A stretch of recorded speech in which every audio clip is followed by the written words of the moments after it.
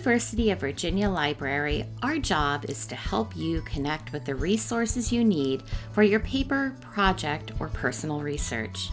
Throughout the library website, you will see this Ask a Librarian icon.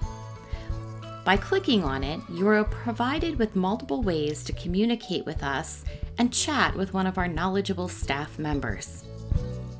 Let's say that I am studying green energy initiatives, and I want to know which database I should use to search for articles. I can type my question in the message box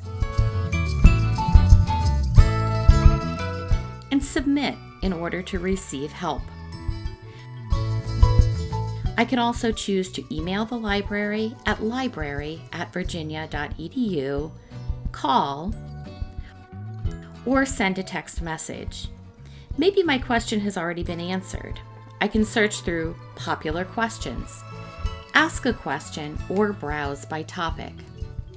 Perhaps you have a specific research question and would like the opportunity to meet or talk with a librarian in your subject area.